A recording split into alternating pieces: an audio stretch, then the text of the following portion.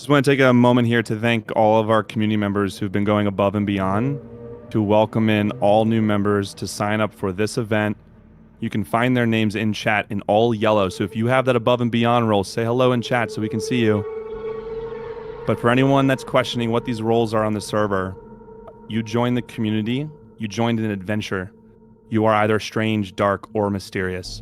So once this event ends, we will be opening up the rest of the server and all of the chats that go along with it, and you will have your own dedicated adventure channel.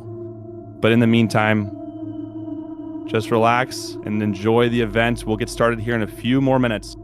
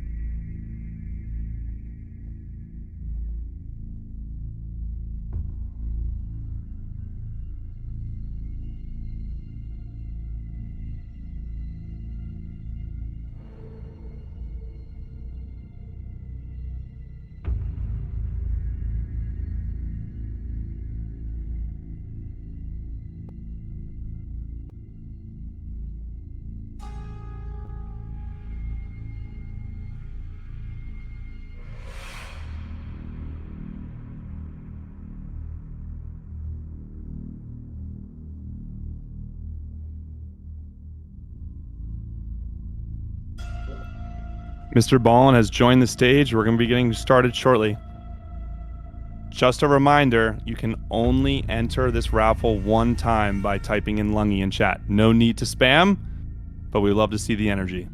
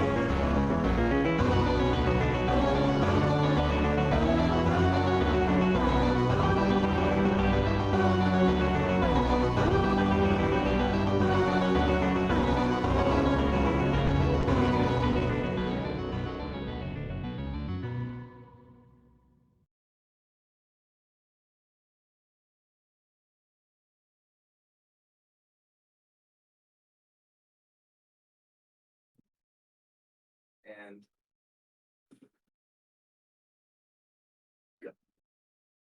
are we live here, dude? We're live. I thought Drew was going to introduce me here. That's fine. We can take it as we go. Happy Ballentine's Day, all you fans of the strange, dark, and mysterious out there. I want to start by just saying, of course, thank you to our mods, our community helpers, our events team, and of course our founders and all you other fans of the strange, dark, and mysterious. It's wild to me that here we are on Ballentine's Day, which just become like our holiday. But yeah, no, this is wild. This is our second Ballentine's Day, and of course the Ballentine's Day. The reason it started is we launched our podcast in 2022 on Valentine's Day, and so naturally we dubbed the day Ballentine's Day, and so here we are celebrating it again. And in fact, to celebrate Ballentine's Day, I thought now would be a good time to mix up the wardrobe. Normally I wear the trademark flannel. I got like flannels draped all around me, actually. Can't even see them off screen. It's part of my life. But today, I'm wearing the Mr. Ballentine's Day official merch. Check out the back. Pretty cool. Not bad, right? You can get this official merch by going to shopmrballin.com, but it's only available between now and 1 week from today. So it's only available for a week. If you want to celebrate this holiday in style, go to shopmrballin.com. And then also, just another announcement with regards to things going on in Ballin Studios. If you're not aware of this, just this past weekend, we took the podcast, the main podcast, and we put it on all platforms again. So since, I guess, November of 2022 up until literally this weekend, you could only access the Mr. Ballin podcast on Amazon Music. Now you can access it everywhere.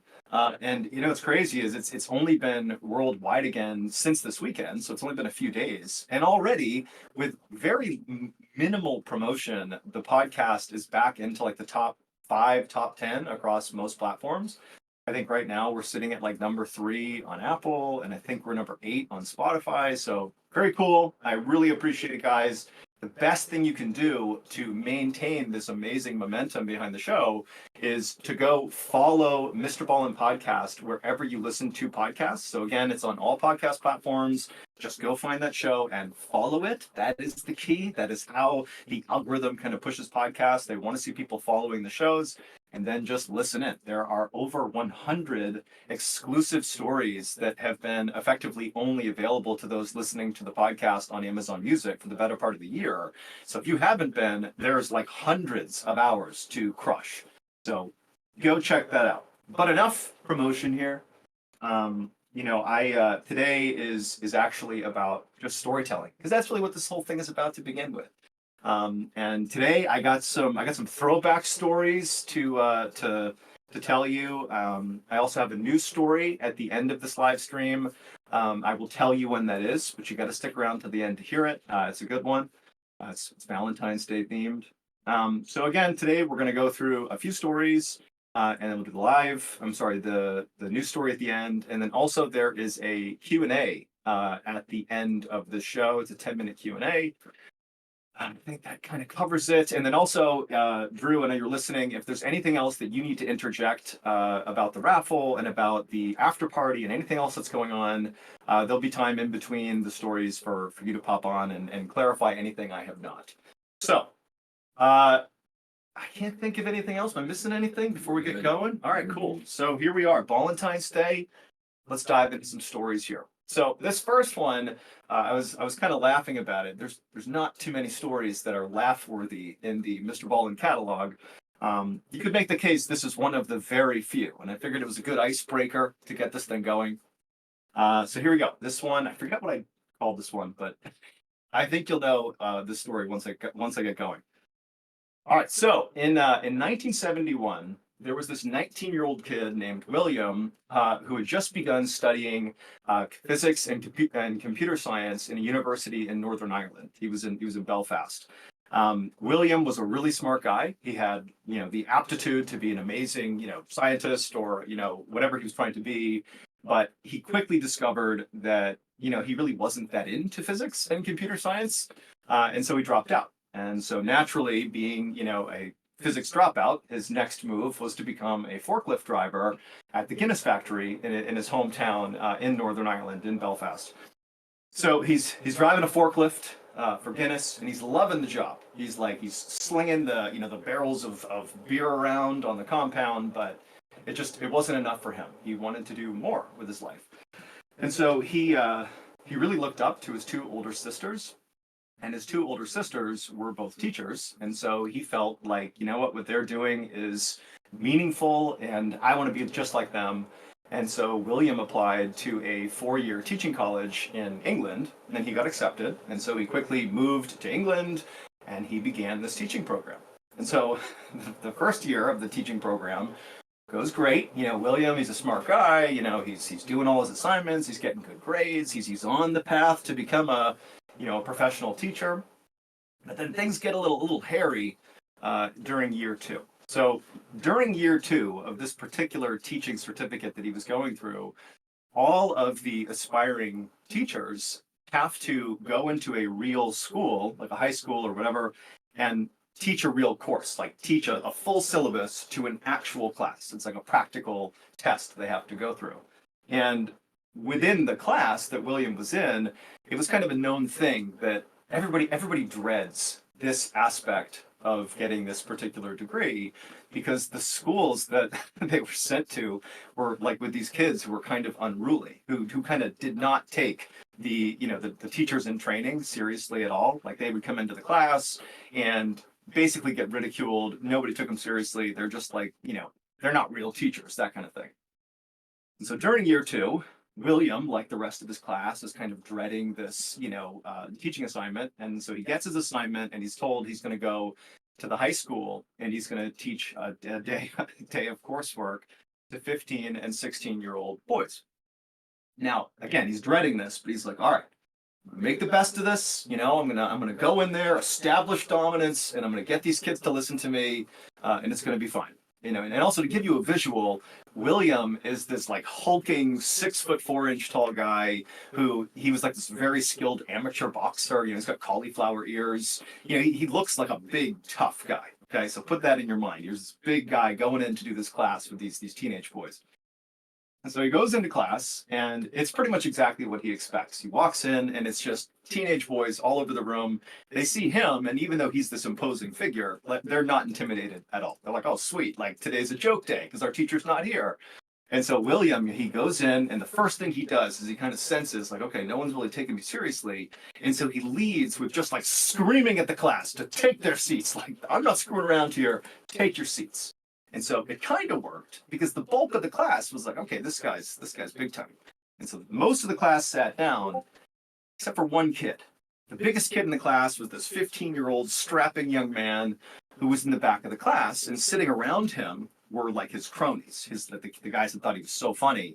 And so William is looking at this kid, and the kid's looking back at William, and the kid's got his arms crossed, and he's just challenging William. He knows that William wants him to sit. He's not going to do it. And so William just kind of eyes this guy down, and he's like, take your seat. And the kid's like, nope. And so William walks right up to this kid and gets right in his face and basically screams at his face to get out of this classroom or else, like, get out of this classroom. And then William, who thought he had really put the fear of God in this kid, he turns around and he walks back up towards the front of the class, expecting this kid to get it and turn around and follow him out of the classroom. But he didn't. He turned around and the kid hadn't moved. The kid is still standing there with his arms crossed, staring up at William. And so William looks at him again, and he's about to scream at this kid to get out, like with all of the anger he could muster, when William notices this kid begins to draw a knife from his waist. And suddenly, William just snapped, and he charged into the back of the room and just blasted this kid, like barreled him over the desk. And the kid, like, he stood up and he's totally rattled. And at this point, he's up and he's out of the classroom. He's listening now. And so for the rest of the day, the whole class was really well behaved. But at the end of the day, William got completely fired, and his teaching career was 100% over. This was the end. So he's not going to be a teacher. He beat up a kid, so it's over. And so what is a failed aspiring teacher to do? Well, naturally, William went back to his hometown in Belfast, he tail between his legs, and he's like, well, I guess I'll try my hand at that one thing I've always been interested in. acting. And wouldn't you know it, he tried out for a local theater and he got picked up to be the lead role in this play. And 4 years later, William Neeson, aka Liam Neeson, was spotted by a Hollywood filmmaker at this local theater in Belfast. And they're like, who is this legendary actor? And they signed him and he became the big movie star he is today. So Liam Neeson, the man with a particular set of skills from the movie Taken there, he literally beat up a kid. That's how he became a famous actor. So that is the kickoff story for the night. I realize he beat up a kid, and that's not funny. But considering it was back in the 70s, I think we can laugh about it now because obviously the outcome was a very positive one. So there you go. I can't see the chat. I'm hopeful that people think that's as entertaining as I think it was. They're going wild. Good. They're spamming like crazy. Good. I love to see it. Make sure you spam Lungy in the chat, or I guess don't spam it. You only got to say it once, according to Drew. But just keep spamming it. That's fine. Just keep spamming it. That's just fine. All right. I guess unless there's any reactions we should give here, I think we're good. Move on to the next story.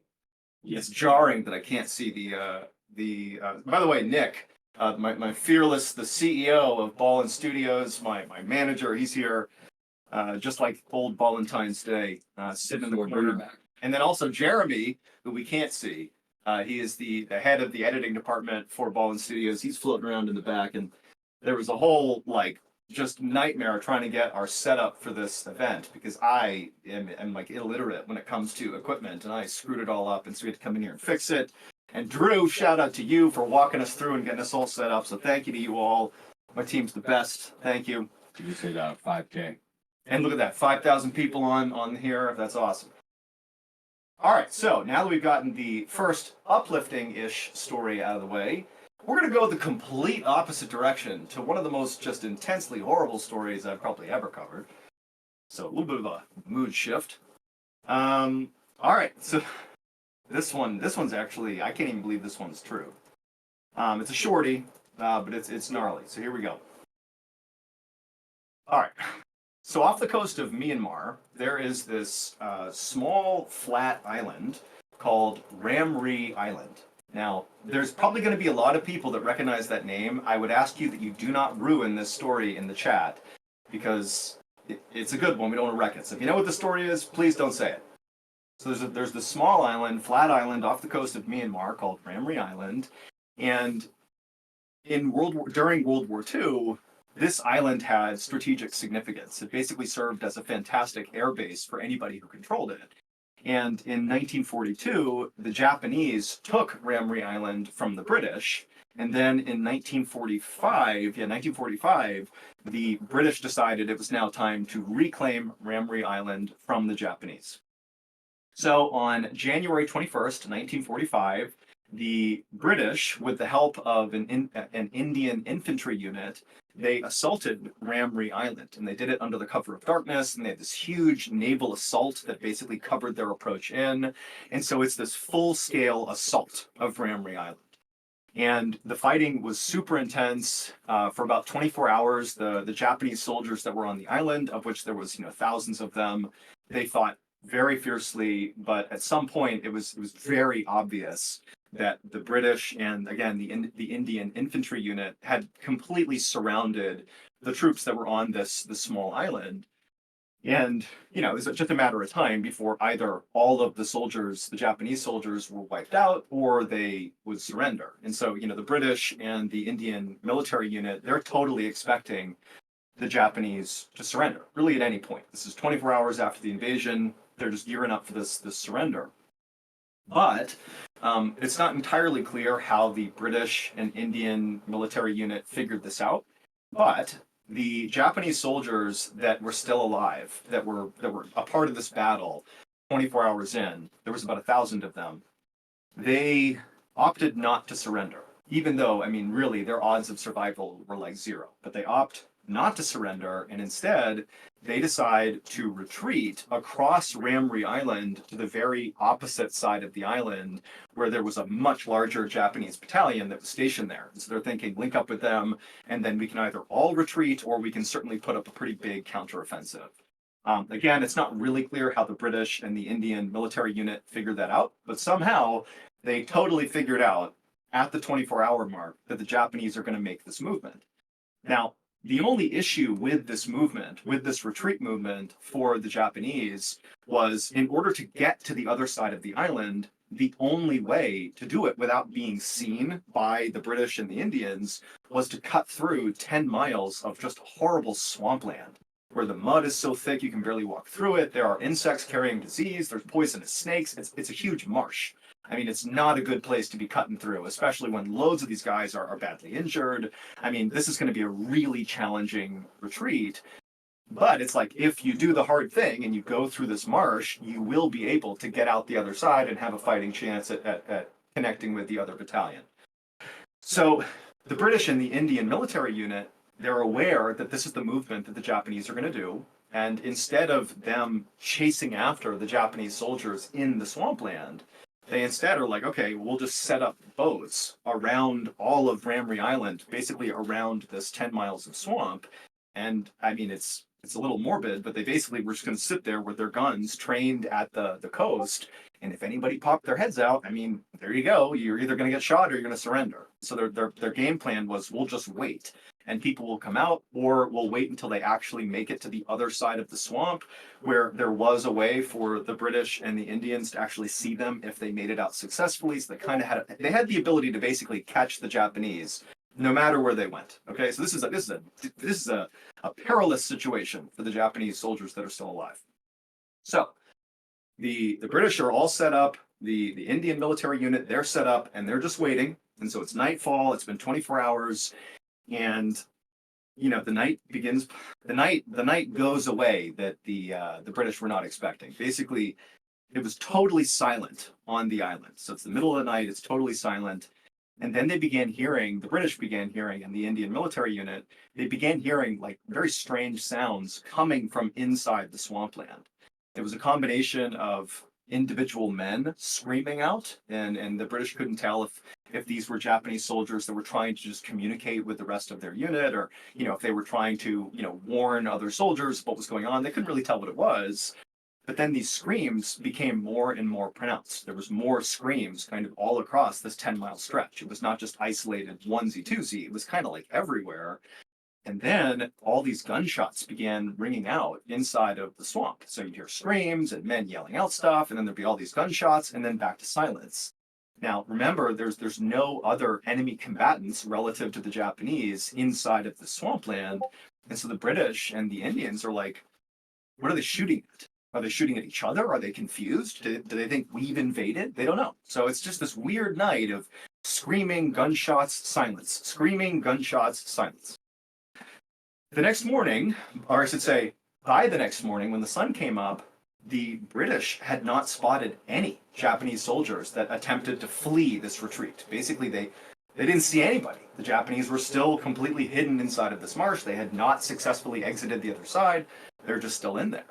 And so a decision was made to send a small reconnaissance team onto Ramree Island, the British would, to just look around and see what's going on. What was happening last night? What are the Japanese doing? And when they sent this crew of clandestine soldiers to land, they would discover what has become a Guinness World Record, probably one of the most disturbing Guinness World Records of all time. They found that, well, I should say, in addition to the poisonous snakes and the insects with diseases and the treacherous mud, in addition to all that, in this marshy area on Ramree Island is also home to one particular apex predator, and I believe it actually is the highest concentration of this particular predator in the world, is in this marsh on Ramree Island. So they're mostly here. And they are 20-foot long saltwater crocodiles, which, if you don't know any better, they are considered to be the animal that is most likely to eat a human. They are far and away the most aggressive towards humans relative to other predators. And over the course of that night, when the Japanese began that retreat through the swampland, a lot of them were wounded and they were bleeding. And the blood was all over the place, and it attracted hundreds of these 2,000-pound, 20-foot-long saltwater crocodiles at night in their home turf where they can navigate. And the crocodiles ate 500 of the Japanese soldiers in the middle of the night. So the screams and the shooting, that was every time a crocodile was attacking one or multiple soldiers. And so the Guinness Book of World Record is that this is considered the single highest, or it's the worst animal attack ever. I think it's the highest number of fatalities for a single animal attack in modern history is the Ramree Island massacre. So yeah, that's the Ramree Island story. If you want to Google that some more, that's crazy. That's something else. I think to myself, it's one thing to imagine that whole scene from the perspective of if you thought like how a movie might portray that scene. It would be very kind of cinematic and it'd be so crazy. There'd be so much action and splashing and animals and screaming. But in reality, this is a 10-mile stretch where you have 1,000 people spread out across 10 miles. It's like individually, these men were living like complete nightmares. It's pitch black. They can't make any noise because they don't want to alert the British or the Indians. They're moving around in water that's up to their neck or up to their waist. A lot of them are wounded. And these massive crocodiles are picking them off one by one, and they can't see them coming. Like, I can't think of a worse scenario to be in. And it amazes me that the Japanese didn't surrender. They stayed the whole night getting eaten by crocodiles.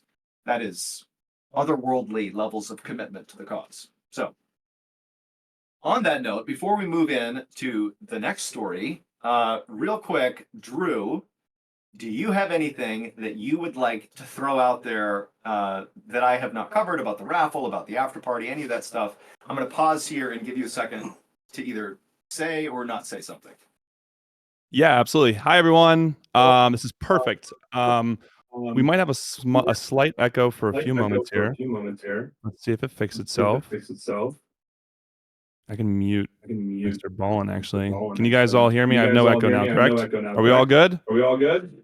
Should be good. I had to mute Mr. Ballin there for a second. So I would love to share with you and just introduce myself. My name's Crew. I am a community manager here overseeing the Discord server. I want to welcome you all here to our live event, one of a few we've done on the server, our digital live experience.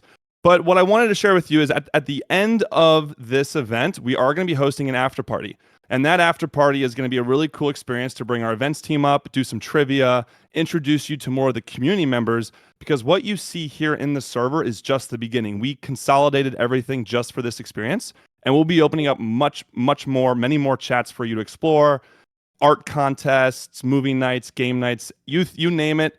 We're bringing it to life. So stick around. I'd love to see you guys at the end of the event, and I'm going to hop off here and unmute Mr. Ballin. Thank you, Drew. You are the man. Okay, so actually, real quick, it's 6:26 our time. What do you think about throwing in the bonus and then the new, or what do you think? Yeah. I got some comments too. Oh, actually, real quick, Nick says we got some comments. Let's take a minute to do a little comment reaction. So DV Hailstorm, spending Valentine's Day with my husband watching Mr. Ballin. Happy Valentine's Day. Nice. You got Lalika, best ending to my Valentine's Day. Love it. Yeah. And then this one's for the people. Can we please see your hair under your hat? Yes, you can. Look at this. You know, this is it. You know what's funny is I wear my hat so much, as you are all well aware, that I am highly self-conscious of not having a hat on.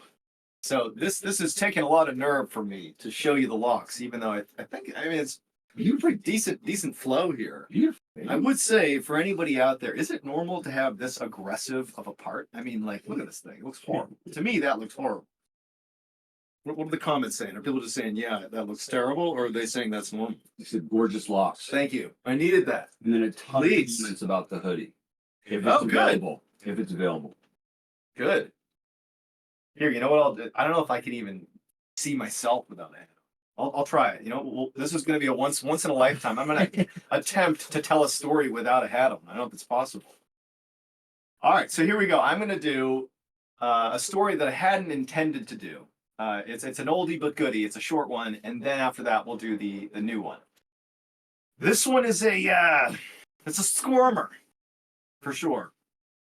This is another one that's hard to believe this actually happened, but hey, the truth is stranger than fiction, as we all know. All right, here we go.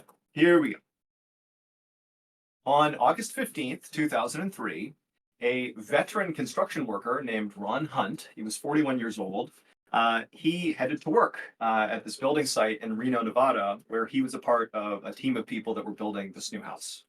And so I'm not used to combing my hair back mid-story. And so he gets there on this particular day.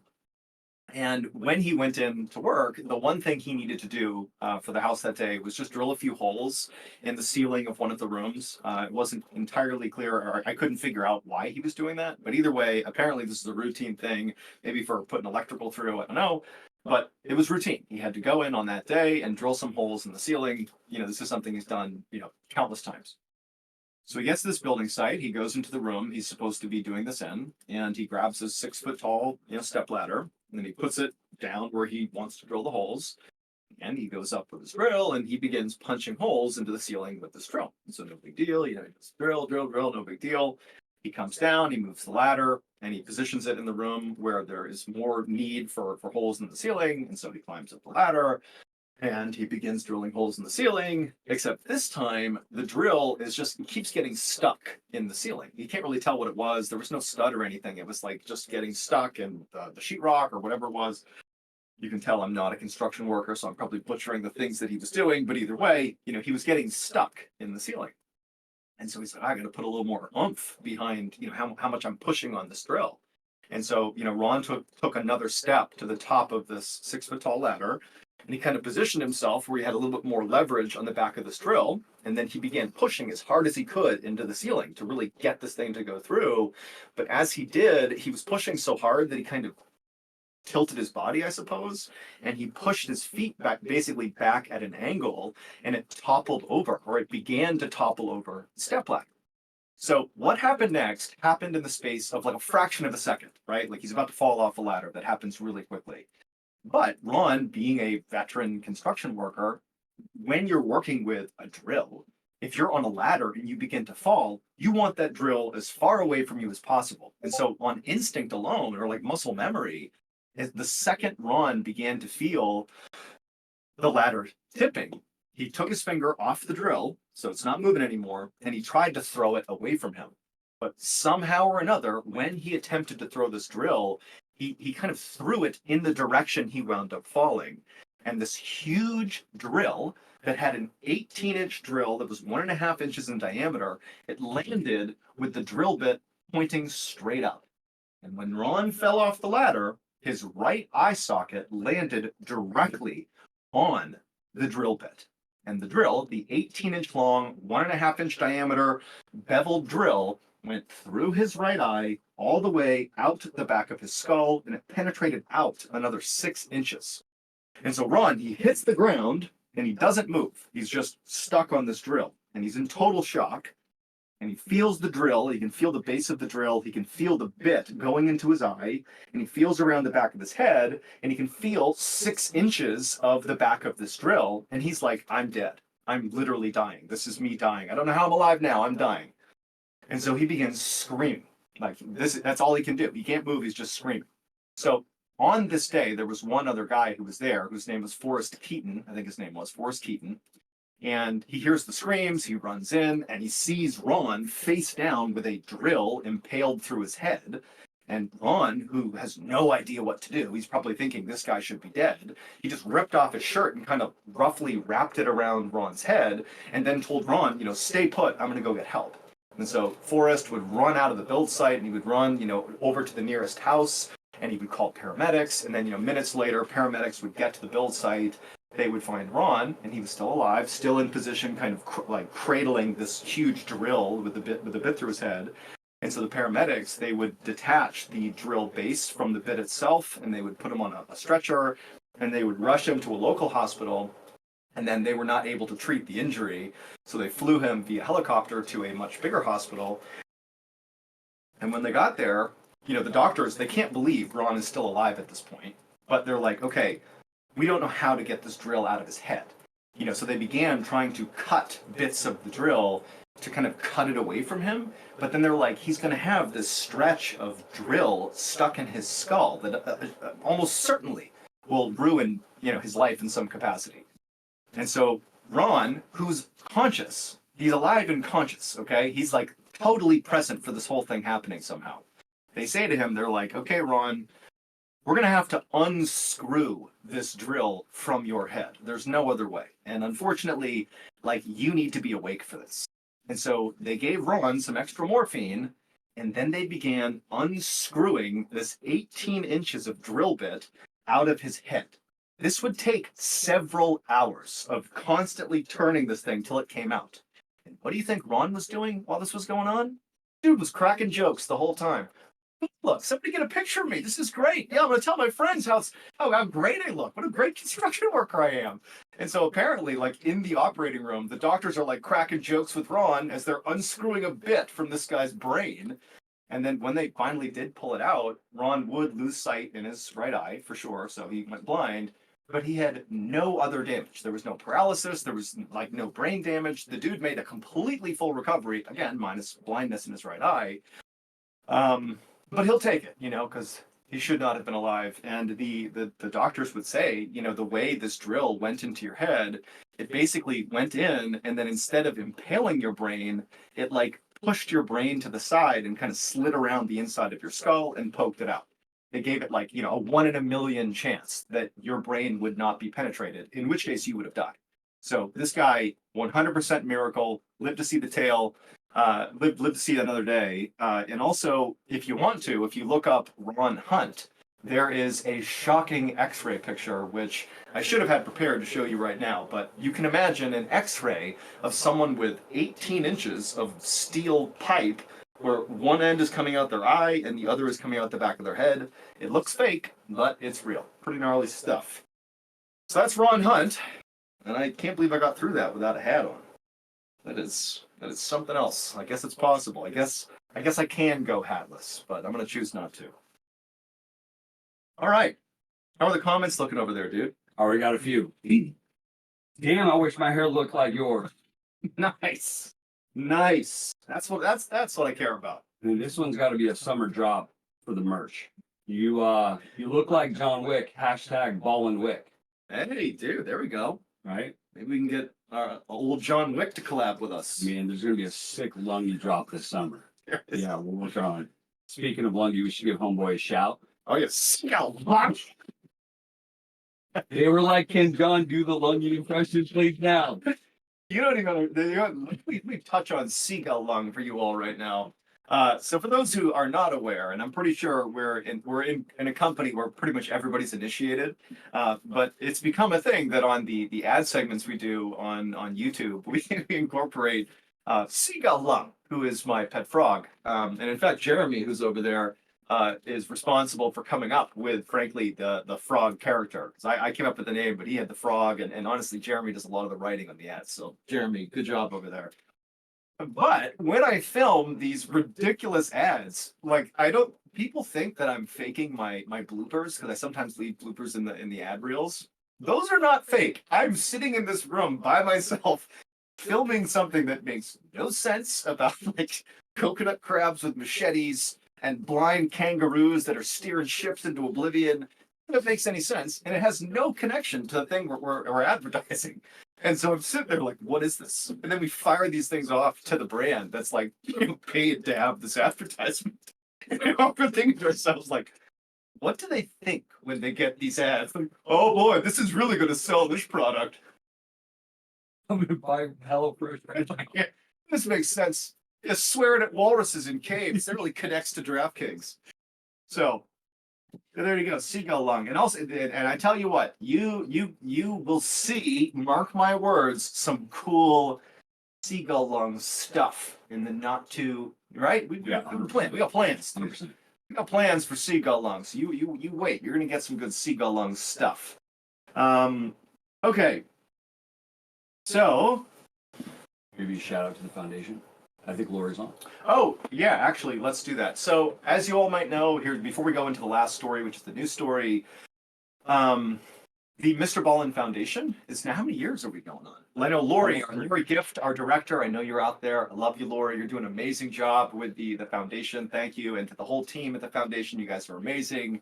But we're at Almost 3 years. 3 years. Oh, And it was goodness. December of 21 Yep. when we started talking about it. Then it started Jan. Okay. Yeah. Yeah.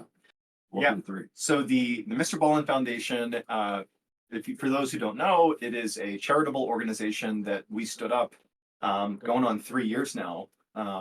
And under Lori's leadership, she's our executive director over there. And like, I really can't say enough about Lori. She's the reason this thing is more than just a concept. It's become a full-blown charity because we have an incredible leader in Lori, and she's a very strong team. But the whole point of that charity was, it's not a secret that the stories that we cover on YouTube, on podcast, these are real stories about real tragedies. And, while of course there's a very high level of respect paid to the people that are in this story, when I'm narrating these stories, I'm very cognizant of the fact that these are real people. And we've reached a point in terms of visibility where we can't publish a story without people connected to the people in the story hearing the story. So like, we're very conscious of being very respectful, but it doesn't change the fact that fundamentally we are a company that profits off of tragedy. We do not bill ourselves as that, but that's the truth. And we can't run from that fact.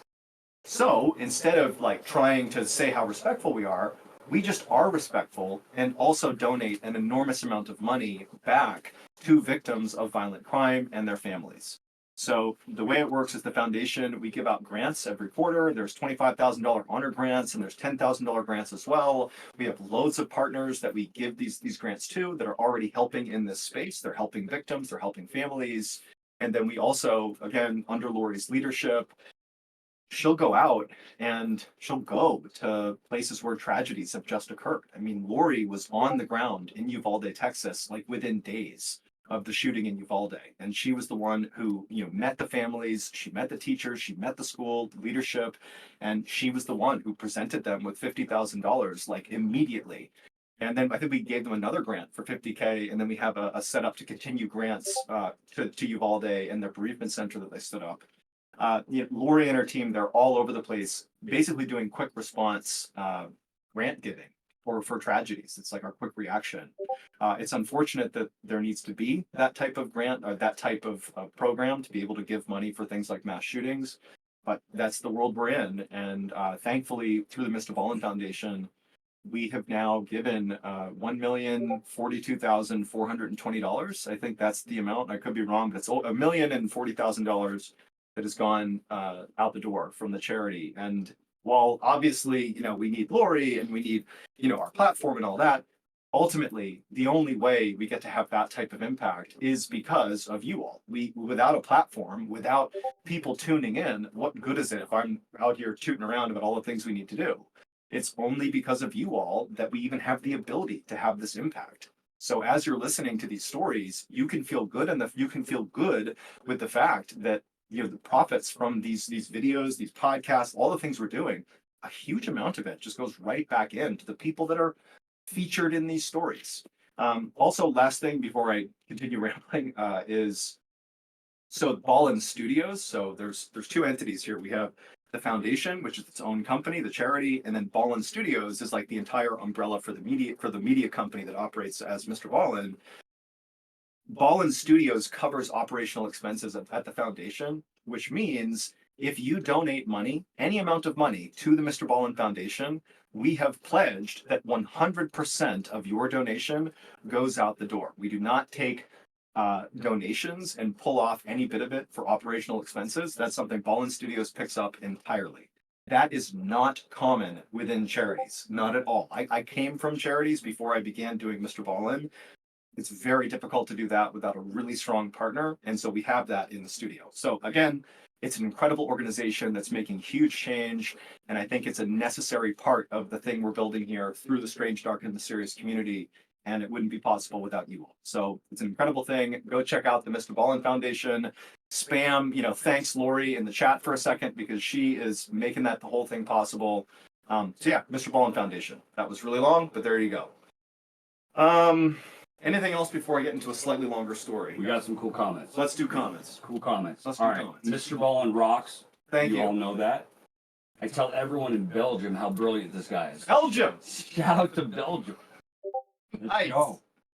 All right. So because you were so gracious on taking your hat off, someone says, as a hairstylist, don't worry. Your hair looks amazing, and your part's nothing to worry about. Really? Okay, because I was pretty suspicious. Look at this. If I just do this, Yeah. here I am. I have this ridiculous. Look at this. Zoom in on the part, dude. It's horrible. To me, that looks like I got problems with my hair. But I also just smash it under a hat. So if I was gonna have problems, it's definitely my fault. And we got a really cool one too.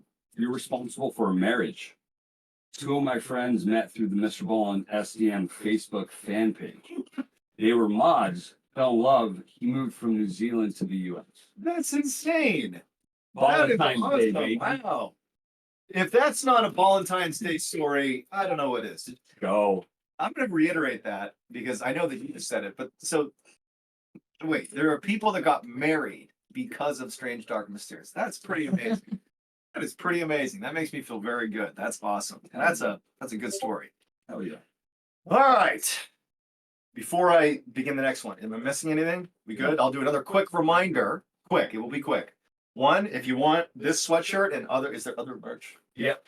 If you want this sweatshirt, which is an official custom Valentine's Day 2024 hoodie, also we have, this is gonna be a hot item, okay? This is the one of one. You can't really tell, but this is a new pin. There we go. See if I can back up so you can focus on it. Hold on, stay with me, stay with me. I gotta like block my face okay, There you're it is. focused on it. That's the one. All right, can you see that? Okay, well, I'm doing a horrible job getting this in frame.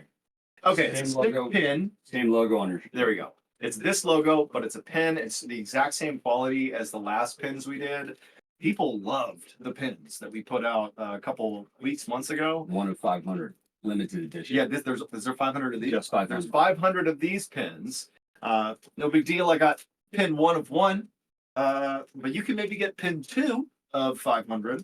But yeah, anyways, get your pin. There's sweatshirts and there is t-shirts. No, T-shirts, crew neck. t-shirt, crew neck, this, Yep. hoodie, pin. 2 different designs on the T-shirt, 2 different designs on the hoodie, and 1 design on a crew neck. Anyways, shop MrBallin.com. There is custom merch for Valentine's Day, but it's only available until next week, the 21st, Wednesday. Wednesday. You got 1 week. That's it, and then it's not being sold again. That's not a farce. We're done with it after the 21st, so go get your Valentine's Day merch. Candidly, this is actually my favorite sweatshirt we've ever made. That's not even a sales tactic. I just wouldn't have said anything if I didn't believe that. It's a great sweatshirt. In fact, I campaigned to have this sweatshirt on, not a flannel, because I thought it was so cool. My team said, maybe you should do a flannel. What's your thing? I said no, because this is pretty cool. So go check that out. Other reminder, I think you got. Then if they want to send questions in for the Q&A, Yeah, they that's can it. send those to the chat, Okay. and I'll get some. So after this next story, which is a little bit longer than the other ones, it's the news story. So hang in there. We're going to do that Q&A. And so if you want to submit questions, we have our whole team looking at the chat right now. So it will not, or it probably will not get drowned out with a bunch of comments. People are looking for questions. So feel free between now and the Q&A to submit your questions or just submit like your scathing, criticisms of me, whatever it is you want to put in there. Hopefully it's a nice question, but you can do that now. And then again, last promotional, and then we'll get into the last story. Again, our podcast, the Mr. Ballin podcast, is now available on all podcast platforms, all the episodes. So it's available everywhere. Just go look for it, go follow it, and that would be hugely helpful. We're currently ranking in like the top 10 across all platforms. We'd love to stay there. And then also and then also just Mr. Ballin's Medical Mysteries is still out there on all platforms. Go check that out. And we got other podcasts. Anyways, I'm just gonna start the next story because I've done too much promotional stuff anyhow. Here we go. Go check out Mr. Ballin podcast. Boom. All right, last story. News story. Let me get my notes set up for me real quick. All right. On Valentine's Day in 1998, a married couple named Kim and Steve Rico holding hands as they walked towards their car. They had just dropped off their 8-year-old daughter at one of their neighbors' houses in this very nice suburban neighborhood in Maryland where they lived. Because Kim and Steve had a very fun weekend ahead of them, and so they dropped their daughter off so they could enjoy the weekend. And Kim and Steve were so excited about this big weekend getaway. Although admittedly, Kim didn't really understand what they were going to be doing because Steve was the one who planned this big getaway that weekend, and he had been very secretive about his plans. So the few weeks leading up to this weekend, Kim would catch Steve on the phone in their house, and then Kim would walk in, and suddenly Steve would not want to let her hear what he was saying, and he'd hang up or go in the other room. And then other times, Kim would catch Steve writing down all these notes in his notebook, and Kim would come in and immediately he's closing up his notebook because he doesn't want her to see it. But there was always this attitude of, Steve wanted this to be a big surprise, and so Kim kind of accepted that that's what that was going to be. And so the couple, they wind up getting to their car and they hop inside, and Steve, he's in the driver's seat and Kim's in the passenger seat. And as Steve fires up the car and begins the drive, Kim one more time is like, can you please tell me where we're going, like what we're doing? And Steve's like, nope, it's a surprise. You'll see when you get there. So Kim did kind of a dramatic, like she acted like she was annoyed, but in reality, this was kind of exciting for her. And the reality was, lately, their marriage had not been good. There were not high points in Kim and Steve's marriage. It had been pretty rocky lately. So for context, Kim and Steve had been married for 9 years. They actually met 9 years earlier. They got married very quickly, and they were very, very different people. So Steve, he's this 6'4" like huge guy who's like this total gentle giant who's very introverted, very gentle, but very quiet. Total introvert. And Kim was like the total opposite. She's like a firecracker, social butterfly, partier. And when they met, Kim had really been on a string of like bad boyfriends, guys she'd meet at parties or out at the bar. And invariably, all these relationships just kind of fell apart, and Kim got her heart broken. But then Steve came along, and he was just so much different than everybody else. And he really made Kim feel like she was safe and protected, and they really hit it off right away. And very quickly after meeting each other, Kim got pregnant, and as soon as Steve found out she was pregnant, he proposed to Kim, and without any hesitation, Kim said yes. And initially, the marriage had been excellent, especially for Kim, because Steve was like this very like he really balanced her out. He volunteered to stay home with their daughter while she was a baby because he knew Kim wanted to go back to school and become a surgical technician. And so like right away, Kim gives birth to the baby, and Steve's first reaction is, "Give me the kid. You go to school. I got this." And so Kim, she goes to school. She becomes a surgical technician. She's so pumped. And Steve, he's just like this great dad. He's this great husband, and he was just all about doing anything he could just make life easier for Kim. That was like his whole mission in life, is make life better for Kim. But over the last year, so fast forward back to 1998, Valentine's Day, over the last year leading up to that Valentine's Day, Steve, or I should say their marriage, really took a turn. It went from being this wonderful thing that, really brought each other balance and happiness, to Steve really kind of just went super internal. He became super introverted. He became crazy shy, like way more than he ever had been.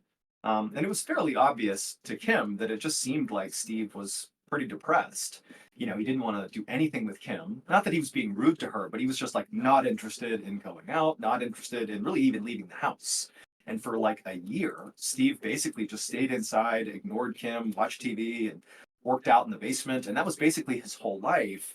And remember, Kim, even though she wasn't necessarily like a big partier anymore, she still very much enjoyed going out and doing things. And so for her, it was like a big deal that for a year, she's like not able to do anything with her husband. And so she began asking him, towards the latter half of this year leading up to this Valentine's Day in 98, she began trying to get Steve to go to therapy. But Steve refused. He didn't want to go to therapy for whatever reason. And so right around the new year, so coming into 1998, Kim told Steve that she'd had enough. She can't live a life where her husband is completely disinterested in her and doesn't want to do anything she wants to do. And so she asked Steve for a divorce. Now, that request for a divorce is actually what inspired this trip they were going on Valentine's Day in 1998. Because even though Kim was coming to Steve over and over again and telling him, you got to go to therapy, we got to fix this, it's like he didn't really understand just how serious it was, how on the rocks their marriage was. And so when he heard Kim ask for a divorce, it was like he realized, oh my goodness, I'm going to lose my family. And so he immediately kind of said, "Look, give me a chance. Let me prove to you that was, I'm going through some stuff, but I will work on this. I'll make things better." And so it was kind of through this begging for forgiveness that it came up, this idea that like Steve really wanted to plan a big special trip for them. So this Valentine's Day was going to be the big thing. For the bulk of January and February, they're kind of figuring out what they're going to do. Are they going to stay together? And then again, it's like, okay, Steve's going to have this big thing on Valentine's Day. And so he began this big, getting ready for the trip. Um, so Kim and Steve, they get in the car, and so that's the context for why they're going on this big trip. And Steve drives them, about an hour and a half, and Kim's done asking questions about where they're going. She's just taking it in, and Steve pulls off the highway after about an hour and a half, and they arrive in a place called Eastern Shores in Maryland. If you've ever been to the Eastern Shore, it's beautiful. It's like this peninsula of land where there's this beautiful bridge that connects over to Virginia. I hope that I'm remembering this correctly because I lived in the area. It's like a totally beautiful area with these unbelievable scenic views of the water. And so he pulls off the highway in Eastern Shores and he begins going down this long winding road that kind of followed this peninsula. You got this amazing view of the water. And then at some point, after driving for 10 or so minutes, up ahead, Kim saw this unbelievable resort come into view. And so she understood, like, clearly this is where they're going. And so they pull into the parking lot, and Steve is like giddy with anticipation here. And he turns once he pulls the car into a spot and he parks the car. He turns to Kim and he's like, "This is it. We're here." And it was the Harbortown Golf Resort, and it's this beautiful resort. Again, it's in this amazing place. And Steve is looking at Kim, like waiting for her reaction. And Kim's kind of looking around at the beautifully manicured lawns and the beautiful buildings and all these people that are clearly having a wonderful time. And she's just so overcome with happiness. I mean, this is so cool. This is like exactly what she was hoping for. And so her and Steve, they hop out of the car, they grab each other's hands, and they make their way inside to go check in. And so they go in this beautiful building, and when they check in, they're handed, glasses of champagne. And as they're checking into their room, the concierge is just like, "Oh wow, you guys booked cottage number 506. Like that's the best property of this entire resort. You guys got the best place." And so Kim's looking at Steve like, "Wow, you really pulled out all the stops here." And so they got their key cards and they went back to their car, and they actually had to drive a little ways farther away from the resort to get to cabin 506. And when they get there, it's a relatively small little cottage, but it was right on the water. It was like right at the end of this peninsula, amazing view. And they open it up, they go inside. There's a little wood stove right in the middle. There's a couple of queen size beds. There's a breakfast nook, and it just felt like this really cozy, amazing little romantic cabin. And also, when they walked in, Kim noticed there was a card sitting on the table inside of the cabin 506. And, first glance, it looked exactly like a wedding invitation. And so Kim sees the wedding invitation, or what looks like a wedding invitation, and she looks back at Steve like, "What is this?" And he kind of like, "Hey, check it out." And so Kim walked up and she grabbed what looked like the wedding invitation and she opened it up. And sure enough, it was a wedding invitation, but it was a fake wedding invitation. Because what it really was an invitation to this show that was going to be going on at the resort that night. It was a dinner theater show where basically people eat a meal and watch a live performance at the same time. And a lot of times with these dinner theater shows, the audience plays a role in the show. Like the actors interact with you and pretend like you're part of it. And so she was realizing, Kim was, like, this is not just a run of the mill, random one night stay at some nice place and that was it. Steve clearly really took the time to identify specific things that Kim would really like. Kim is this super extrovert who loves being out there and doing stuff. Steve is not, yet here Steve was bringing her out to this amazing resort, and he's booked her for this cool dinner theater. And so Kim was just so excited. And so I would say the dinner theater show, it was called something, I forget the name of the show, but it was about a wedding where the actors were putting on this wedding, and at some point the groom, who actually was a member of the mafia, and apparently he was threatening his bride to marry him. I'm sorry, he was forcing his bride to marry him by threatening his family. So that's like the context of the show, and the way the show goes is the audience eventually figures out, how the groom dies, because at some point the groom dies, and that's the mystery, and the audience figures it out. And so Kim is super excited about the show, and she's just so pumped about everything Steve's put together. And the show wasn't for a few hours, and so for the next couple of hours, Kim and Steve just hung out in Cottage 506. They drank the champagne, or really, Steve drank the champagne because Kim thought it tasted cheap or something, so she didn't really touch the champagne. But they're just lounging, having a great time. And then it was time for the show. So they got dressed and they left Cottage 506. They went to the main resort, and they went into this event hall where the dinner theater show is going to be. And there's all these round tables and all these other people that are there. And they sat down, and it looks exactly like, a wedding reception. And before long, the actors and actresses came in, and they, had their wedding party, and they had the bride and the groom. And before long, Kim and other audience members are totally, a part of this thing. They're completely pretending to be a part of this wedding, like they're guests at this wedding. And then it was actually Kim and the person who was near her at her table who were the ones who ultimately figured out who had poisoned the groom. I think it was the mother who poisoned the groom. And so at that point, the show ended. But the salient point from this dinner theater show was, as it was going on, despite how much fun Kim was having, doing the show, the whole time she kept looking over at Steve, kind of looking for his reaction to the show. She wanted to see if he was enjoying what was going on, because remember, she's doing these extroverted things and she wants her husband to do them too. But every time she looked over at Steve, he just looked like, stone cold, not remotely interested, just kind of like gutting this thing out, not looking over at her. He just didn't seem like he was having a good time at all. In fact, he honestly seemed like he was actively having a bad time. And it actually did kind of upset Kim. It's like, dude, you brought me out here for this whole thing. At least pretend like you enjoyed it. But Kim's like, okay, I'm trying to make the best of this. We're trying to rekindle our relationship. She's thinking about all the other stuff that, Steve had done here for this trip. And so she thought, you know what? I'm not going to fight with him about the fact that he didn't seem into the show.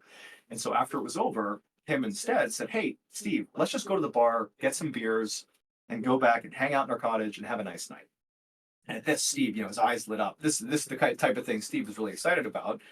And so the two of them, they went over to the bar. They got some beers in a bucket, and they went back to Cottage 506. Cottage 506. They went inside, and Kim would turn to Steve, and she would say, "Hey, I'm gonna go change into something comfortable. Wink, wink. Why don't you go lay down in the bed? I'll meet you in there in a second." And so Steve is like, "Great," and quietly. And so after Kim walks into the bedroom to go change, he turns and he locks the front door. So 3 hours after this point, after Steve has locked the front door and Kim has walked into the bedroom, a guy named Philip Parker, who was staying at the resort with his family, he was in the lobby of the main resort, and he overheard a commotion going on in the lobby. And so he ran into the lobby, and he heard someone saying there was a fire in one of the cottages, and he heard the number 506. And so instinctively, this guy, Philip, he decides to just go check it out himself. And so his cousin was with him. And so Philip and his cousin, they run out of the resort and they look in the direction of Cottage 506. And sure enough, they see there's like flames erupting from the windows. There's black, oily smoke coming up into the air. And clearly, no one has gone over there yet. There's no, fire department. There's no one over there. And so Phil and his cousin, they just start running over in the direction of this fire. And so they get over to Cottage 506, and they have no idea if there's people inside of this cottage. All they know is that there's fire here. And so they get to the front door, and they can't get the front door open. It's locked. They're calling out to see if anybody's inside. They're not hearing anything, and they're looking in the windows, but there's so much smoke they can't see anything. And so Phil and his cousin, they run around to the back of the cottage where there was where there were glass sliding doors. So they get around back, but the smoke inside the cabin was so extreme, like even though it was glass, they couldn't really see inside. The bedroom was right inside, but they couldn't see anything. And when Phil tried to open one of the sliding doors, it was locked. And so, in kind of a panic, they didn't know what to do. But Phil's cousin was like, hey, I'm going to go run back to the resort and get a fire extinguisher. You wait here. And so Phil's cousin takes off running. And right after his cousin was gone, he's kind of standing there, not sure what to do. He's so worried there's somebody still inside. It was like in his haste, he and his cousin did not realize when they first went around to the back of the cabin that the sliding doors, there was actually two ways it opened. It either opened on this side or it opened on this side. And Phil and the cousin only checked this side. But if they had just looked at the other side, they would have seen that this side was not only unlocked, but it was slightly open, like a crack. In fact, smoke was coming out. But, high adrenaline, high panic, they didn't notice it. And so, Phil, he's by himself, the cousin's still gone. He's like, oh my God, should I just open this up and go in on my own? But he's like, I don't know what's in here. I don't know if there's a full-blown inferno or if the ceiling's going to come down. And he couldn't see in because the smoke was so bad. But he decided to just get down real low to see if maybe he could look in, because the smoke, it rises, that maybe there was a space where he could kind of look in and at least see where the fire was.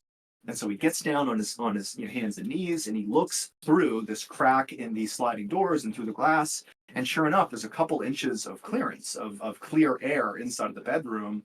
And as he's looking into the room, he immediately spots a person lying in the middle of this cabin. You can clearly see their feet. He has no idea if they're okay. There's still quite a bit of smoke, but he can see there is a person in there. Even though the cousin was not back yet, Phil just kind of acted on instinct. He opened up that sliding door, he got down on his hands and knees, and he began crawling into this blazing cabin. Now, as he's doing this, the smoke must have been overwhelming. He's coughing, he's gagging, he's doing his best not to panic. And he finally gets to this person's foot, and he starts shaking them, thinking maybe I can just wake them up and they'll walk out on their own power. Because again, the smoke is becoming worse and worse. The fire, the heat, it's like super dangerous inside of here. But he can't get this person to wake up. And so Phil, again, on his hands and knees, he grabs this person's foot and begins dragging them out of the cabin. And it was really hard to do it. Like, he's panicking, he can barely get him out. And just then the cousin came back and saw, Phil is halfway inside the cabin pulling somebody out. And so the cousin got in there, and together they were able to pull this person out of the cabin. And when they were outside on the ground, Phil and the cousin got a look at them, and immediately it was clear that this person did not survive. Their face was basically gone from being burned away, as was their chest. It was basically a complete charred mess. So he discovers this person is deceased. It would turn out Steve really was planning something quite special for this weekend. However, he was not the only person who had big plans for this weekend. Here is what police say happened inside of cabin 506 after Kim walked into the room to go change into something nice, and after Steve had locked the front door. So Steve locks the front door, and he turns around, and Kim, she comes back out into the main sitting area, changed into something, sexy or whatever it is she had on, and she tells Steve, hey, come here, come into the bedroom. And so Steve follows her into the bedroom, and she tells him to get on the bed. So Steve gets on the bed, and he's thinking, great, my wife's going to come in here, we're going to reconnect.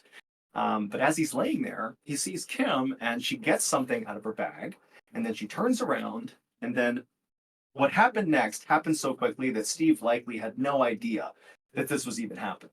Like, he couldn't have processed what was happening. But what Kim grabbed was a syringe that contained something called succinylcholine. And it was a drug that she got from her work as a surgical technician that was used to basically keep people it kept people steady during surgery. It basically completely relaxes your body and your muscles, but too much of it can cause you to stop breathing. And once you take succinylcholine, the effects of this drug are nearly instantaneous. So Steve lays down in the bed, and his wife walks over and stabs him with this syringe full of a massive amount of succinylcholine and injected it into him. And so pretty much instantly, Steve is not dead, but he's totally paralyzed on this bed. He would have seen what his wife was doing probably for the next 60 seconds or so before he likely passed out. And Kim, after injecting her husband with succinylcholine, she got lighter fluid out of her bag and she dumped it all over Steve's chest and his face. And then Steve's last thought, likely, or last thing he saw was his wife striking a match or lighting a lighter and lighting his face on fire. And then after she lit Steve on fire, she just casually walked out the back sliding glass door and she made her way to the main resort lobby where she would start the commotion about how I think there's a fire in cabin 506. And she apparently at first didn't say her husband was in there, but then eventually did throw out there that, I don't know if my husband's in there or not. And it was at that point that Phil, who's kind of overhearing this and he's not seeing anybody go over there, that he ran out with his cousin and he got to cabin 506 and it was obviously Steve's body that he pulled out of the cabin. So with Kim, she never intended to give Steve a second chance. Truthfully, at the time that she had told Steve that she wanted a divorce, she was already carrying on a very intense affair with a much younger man who was in the Marine Corps. And I think her intent was to basically end it with Steve and go be with this guy. But around the time that Steve basically begged for forgiveness, Steve really meant it when he said he wanted to fix things. He genuinely felt like he had screwed this up and he wanted to make himself better and fix the marriage and all that. And so he really was being secretive about planning for this trip because he was trying to make this big surprise. He wanted this to be the perfect kind of like best vacation ever. The calls he was taking that he was hiding from Kim, those were calls to her friends to ask them questions like, what do you think Kim would really enjoy? Like, what are some activities that she would love to do? And he was like taking notes about the different activities that she would like dinner theater. He booked that because her friends had told him that that's something she would like to do. And then the other kind of heartbreaking thing is the other thing that Kim caught him doing in the few weeks leading up to their trip was he was writing a bunch in his notebook. And in addition to writing down the various things that he would learn from friends and family that Kim really wanted to do, he also would leave these totally heartbreaking journal entries about this effort by, to fix the marriage. And I'm gonna read, this is a direct quote from the book. This is his last entry, Steve's last entry in this book before they would go on this trip. He said, I'm looking forward to Valentine's weekend at Harbortown with Kim. She called twice today and said, I love you, without my saying it first. I was very happy. I love her. I believe I know what being in love really is. We've been married 9 years, but I feel like we just started dating. That was his final entry in his notebook before his wife killed him. And the reason she actually got caught is because shortly after she agreed to let Steve, rekindle their relationship and give it another go, she began incessantly telling her friends that she wanted to kill her husband. And the friends thought she was just joking. But when they found out Steve had been killed in this fire when they were away together, they were like, oh, she had something to do with that. And so they went and told the police, and ultimately she would be found guilty of killing her husband, and she was given a life sentence. So that is the end of the story. Pretty horrible. It is Valentine's Day themed, but my goodness, that is a tough one to swallow. So on that note, I'm going to shift to, I guess, comments here. So do we want to tell the fans about that story when it goes live? So they don't go. Oh yeah, so just so you know, that story, the one I just told you, will be going out this weekend on YouTube. So you got early access. You'll see the higher produced version of that this weekend on YouTube. Just as a heads up. All right, so because I can't see the chat, is there any comments we want to reference here before we go to the Q&A? Yep, fans are asking for 1 or 2 like button jokes. Oh man. Either one of your favorite. Favorite. The one that the one that I think is so dumb, that is a trademark for these like button gags, is I'm gonna say it wrong, but you'll get the gist. It was like, so if that's of interest to you, the next time you're having a really casual, just neighborhood squirt gun fight, invite the like button to be a part of it. But instead of shooting the like button with water, shoot them with hydrochloric acid. I thought that one was pretty good. And then there was another one where it was like, offer to give the like button a ride home from school or whatever. But then when they get in the car, lock the doors, roll the windows up, begin chain smoking cigarettes and blaring death metal the entire time, and then drop them off 10 miles away from where they live. So I think those are the two that come to mind. We got a cool comment in the chat. Sweet. Thank you for getting me through my long, boring chemo treatments, Mr. Ballin. Oh, wow. It's seriously been a huge help. Almost finished with them. It's working so far. Well, number one, thank you. It's wonderful to read comments like that, just to feel like, this content is transcending just being entertainment. I think, with the work with the foundation, that feels like there's real purpose there. And then also, frankly, hearing about how this content has brought people together, has provided people, necessary support and a necessary distraction in difficult times. That's great to hear that. Stay strong. Keep listening to those videos when you're going through treatment, and just know the whole strange, dark, and mysterious community is right there with you, rooting for you. This one's a little bit on the funny side. Okay. Do your daughters ever braid your hair? No, but my daughters who may be listening to this, I don't know if it's past their bedtime. No, it's 7. I doubt they're watching this. Maybe my wife's watching this. I don't know. But my daughters, they actually braid my wife's hair. They'll do like these ridiculous, like 57 clips and ties and everything in her hair. And Amanda will just sit there for like hours and just peacefully let her kids just like do that to her hair. But I gotta be honest, I'm annoying, and I'm like, nah, I don't want to do that. I'm not doing that. Sorry. I got this maid to take care of. All right, another question from the crowd. How many hats do you own?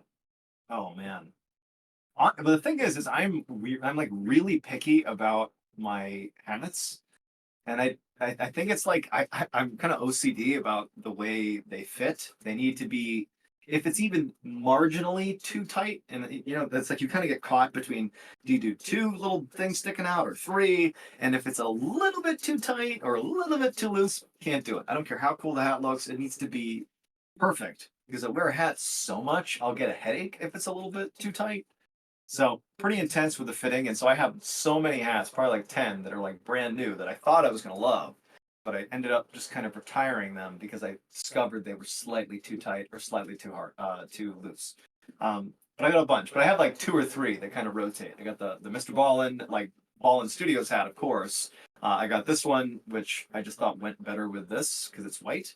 And then I got, I think, one other that's maybe like a Carhartt one or something. So there you go. But I got a bunch. Only use a few though. I got like a trillion flannels, if that was the next question. Yeah, I asked that last year, I think. I got a whole closet that's just flannels. All right, we got a question from Mr. Kibble. Hey, Mr. Ballin, I have a question for you. What story has stuck with you the most? And is it something that really gave you the creeps and you couldn't stop thinking about it? All right, so what is the story that has stuck with me the most? The one that sticks with me the most, well, actually, I'll mix it up, because I used one about a woman named Geraldine Largay last Ballentine's Day. It's about this, I'm not going to get into it, but this is the high level. She was this wonderful hiker who got lost hiking, and she ended up passing away because she was never found, even though she was only like a mile away from the trail. And it was just kind of heartbreaking to read her journal entries as she slowly realized help wasn't coming and she was going to die. And so her journal entries contained all these messages to her kids and to her husband that were just very reassuring for them. This is somebody who's about to die, and all she cares about is her family and telling them it's going to be okay. I'm okay with this, that kind of thing. And I think my mom is actually listening to this live stream. But Mom, the story reminded me of you. The woman reminded me a lot of you, and it was just painful to imagine you in that situation. And so that story just made it feel super real, and that one really hit me. But that was last Valentine's Day. This one, I would say the one that is like, oh man, just hard to even stomach, is the one about the Kursk submarine. I'm forgetting, maybe somebody can link it in the chat, in the comments. But there's a story about the Russian submarine called the Kursk. The short version is this submarine sinks, but when it sinks, it doesn't fully flood. However, it takes too long to get the submarine out of the ocean before it fully floods. And the people that get trapped, that are still alive on the submarine, when it's on the ocean floor and it's slowly flooding, they become aware of the fact that help will not arrive before we drown. And it's like this, they're in this thing called compartment number 9. So there's different compartments of the submarine, 1 through 9, and each one was able to be sealed, like airtight, so you could keep it from flooding. And they locked all the other compartments and they were in the 9th compartment, but there was a break in the wall itself, so they couldn't possibly seal the 9th one. And so slowly they're watching as like a very small hole was filling in this massive compartment with water, and there was nothing they could do to stop it. And so there was I think there was like 11, 12, 13, something like that, men that were still in compartment number 9, fully aware this was happening. And they began, at least a few of them began writing notes to their family that were found when the submarine was recovered. And man, it's hard to even imagine what that was like. I mean, you're at the bottom of the ocean, you're stuck in a pitch black compartment inside of the submarine. You know it's only a matter of time before it floods and you drown. And on top of that, periodically there were all these stray wires that were kind of out and about, or dangling down from the ceiling, like sparking. And periodically the fumes that would come into the compartment would catch on fire. And so there would be these flash fires inside of the remaining space inside of compartment 9, which obviously burned the people who were in there, and it sucked up a lot of the oxygen, the limited oxygen that was still there. And so it's like periodically they're getting burned by fires, and that's their only light source. And then it's like this one guy, I'm forgetting his name, it's the main character of the story. He actually details like practically the last few minutes before the water killed him. And it's just like, how could you even imagine being in that position, just waiting to drown? So it's just, claustrophobia stories have always been ones that have stood out to me, because it's a level of, it's something that humans are fundamentally terrified of being trapped in a small space. Or I should say, we're fundamentally scared of being trapped in a small space that is flooding or getting smaller or something like that. I mean, that's like a worst fear. So the name of the YouTube video, I'm almost positive, is "This Man is About to Live a Nightmare," and it's about the Kursk submarine disaster. I would also say that as a final point to that, it was completely botched by the Russian military. They could have been saved. I think it was possible, but they botched it, which makes it even more heartbreaking. So that would be the one that sticks to me right now. All right, so we'll do 4 more questions. Sweet. Okay. Question: do you feel more comfortable with live in-person shows after doing your first one? Because I know it was a fear of yours. Yeah. Well, I think that I'd be lying if I didn't say that doing live stuff, I'm not at a point where I do it so often that it's completely natural. But I do think that just doing live stuff is the only way you get more comfortable at them. So if I compared how I felt a year ago, like doing this literal event, Ballentine's Day last year, to now, I mean, now, even if I seem a bit nervous here and there, I actually feel really good. I like doing this stuff. And, speaking live is something I've always wanted to do. It's just been a thing I wanted to do, but it's terrified me. And having done that one live show in person at the Paramount Theater in Austin back in October of last year, that changed me in a way that I think only doing that could. It showed me that I can do like legitimate, real speaking engagements and be composed and actually do the thing that I do and not fall apart. Which, by the way, I think that most people, that's the experience they would have too. The hard part is just committing to doing it. That's where people fall short. A lot of times it's the people that don't try stuff that have regrets or that don't succeed. It's very rarely the people that are like, oh yeah, I'm going to go legitimately try to accomplish my dreams, that then fall short. Like those are the people that typically find happiness and fulfillment because they're taking those chances. So I think for me, just saying yes to doing the live show and then following through with it gave me an enormous amount of confidence and showed me that I can do this. So definitely helped. All right, next one's going to be from Finn. Finny. What's your favorite part of your YouTube journey as Mr. Ballman? Oh, that's actually a good question. Yeah. I don't know. I mean, there's a bunch of things about it. So I'll give you a little behind the scenes, I suppose.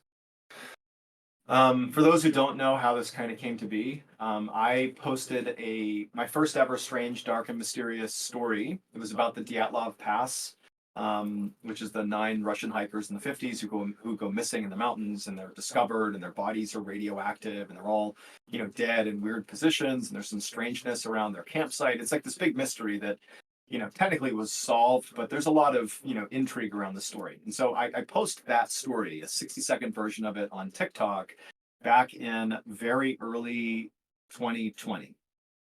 And I was at this water park in Pennsylvania with my family, and it's an indoor water park. And I create this little TikTok, which you can go on my TikTok and find it. It's not a very well done story. Now I would never put it out because it's so confusing the way I structured it. But either way, I put it out, but then I couldn't have my phone in the water park because I didn't have a way to keep it from getting wet. So I just left it in the room and I went to the water park. And then when I came back, I grabbed my phone, and at this point, I had never really gone viral anywhere on the internet before. I had attempted to, I guess, go viral, although I wouldn't really call it what I was doing, but I had attempted to make content prior to this about my military experience. I was dabbling with some sketch comedy, which was super cringe, and a bunch of other stuff that just wasn't working. But I get back to my room at this water park place we were at, which was actually, I think it was Kalahari. For those who know about Kalahari, shout out to you. It's a good place. My phone was like malfunctioning because it was getting so many notifications from TikTok because it had 5 million plus views on this TikTok about Dyatlov Pass. And I remember looking at it and actually thinking, like, there's something wrong with the app, with my phone. This is not actually what's happening. It was cool, and I screenshotted it immediately, but I'm like, this is not real. But then sure enough, like, I was watching it and I'm like, wait a minute. I called my wife over and I'm like, dude, Amanda, like, this has like millions and millions of views. And I didn't even know what to do with it. It was like so unexpected. But the kind of like Navy SEAL side of me, if you will, came out. To become a Navy SEAL, a big part of it is just like grit and determination and suffering for long periods of time. And so SEALs, or I should say a lot of military programs, they like teach you how to suffer for a long period of time. And so that's something I'm really good at doing. I'm good at like doing hard stuff for long periods of time. And I just saw this one viral video as like this big opportunity for something. I didn't know what it was going to be. I didn't think, oh, here's my path to becoming Mr. Ballin on YouTube and podcast. It was more like, clearly, I've struck a note here. Let's do this again. And so for 30 straight days following this TikTok, I non-stop made videos on TikTok, which seems like that might be easy. It's not. I was doing 3 videos a day. It took me all day to make these videos, and I was posting them on TikTok over and over and over again, all strange, dark, and mysterious. And they worked. I just followed the kind of format that I had for the first one and just began doing other ones. And I think I should also say that I'm a huge fan myself of the strange, dark, and mysterious. So researching these topics and telling these stories was like something I wanted to do. And so I made all these TikToks, and it just really took off. And months later, I have this 7 million follower account on TikTok when TikTok was really becoming a mainstream thing. So I'm one of the better known people on TikTok as TikTok is kind of coming into its maturity. And so what that did is it just gave me an audience that is just really just luck and timing. I had suddenly, it's like the pandemic, everybody's on their phone, and I'm like the one, random grown man telling stories on an app that's full of 18-year-old kids dancing. And so I really stood out on TikTok. And again, I didn't know what it was going to be. I just kept making content. I loved making the type of content I was making. It's what I like to do. And then I wound up transitioning to YouTube because I had this like temporary ban on TikTok. It was like a couple days where I suddenly couldn't post after months and months of it. And so I went to YouTube, and YouTube really took off. I guess the reason I'm telling you all this is because this sounds so like corny in a way, but I never intended to become Mr. Ballin. I never intended to be like a creator. It's awkward for me even now to think of myself as a creator. Now, I definitely was trying to use social media, but never would I think this would happen. And so I think that, as the Mr. Ballin thing has progressed, and it's gone from being this fleeting idea and like a cool opportunity for something to a full-blown business, that has strategy and a 5-year plan and a 10-year plan, and we have strategic partners, we have all this stuff. I still find myself like doing the whole pinch me, like I can't believe this is actually what I'm doing. And I think that I think it actually is what allows me to be pretty authentic with the way I present myself, because dude, I didn't think this was going to happen. I still don't even understand how this happened. Like I find people all the time on the internet that are like incredible storytellers. And I reach out to those people and I'm like, keep going, because lightning can strike and you are incredible. Keep it going. It happened to me. It can happen to you. But I mean, a lot of it, I just, I'm like in awe of like, I was at I go out and people recognize me, and I can tell you that that is one of the strangest things you'll ever have happen to you. It's never happened to you. You go out and people come up to you. It doesn't happen a lot, but when they come up to you, it's like they really know you, but you don't really know them. And it's this bizarre, like it's surreal. And I think that if I was to boil it down, the one thing that I'm really proud of is this is not just let's capitalize and build a business. That's not what this is. This is like, I love telling stories, and I in particular love telling strange, dark, and mysterious stories. That is actually like a life passion. Storytelling and strange, dark, and mysterious. And I get to do that professionally, and I get to be the one that, with my team, we get to donate millions of dollars to the people that I specifically have a vested interest in, the victims of violent crime and their families. So to get to do the thing you love to do, that I feel like in many ways I was like literally born to do, and give back in a really profound and meaningful way, is unbelievable. And then on top of that, I don't know how it happened, but you all are like so kind and so like inclusive. I mean, I certainly get hate periodically, but for the most part, I feel like I have this amazing group of people that like have my back. Like that doesn't happen on the internet. I don't know how it happened for us, but you all are just super cool, and you decided that you're going to make a non-toxic community here, and it's incredible. Like I feel so lucky. I feel so like it's just, my life is weird. It's awesome. It's weird. I'm so proud, so happy, and I can't thank you all enough for making this a thing. I don't know how it happened, but it happened, and I hope you can see that I really I mean it. I'm so happy. So thank you all so much. That was a very rambly answer, but there you go. Yeah, that was beautiful, dude. Hey, there you go, off the cuff. All right, so this one I'm gonna have to we'll leave on this one. Okay. This one's a good one. I think this might be helpful for quite a few. So Lily asks, you successfully changed careers several times. Mhm. What advice would you give someone who's considering to do the same but not quite sure how to take the leap? Do it. That's all the advice you need. I mean, honestly. Yep. I mean, no, to simplify, I'm gonna get intense on this one, because this is something I really care about. If there's one thing I can say for sure, is that taking risks in life, generally speaking, is worth it.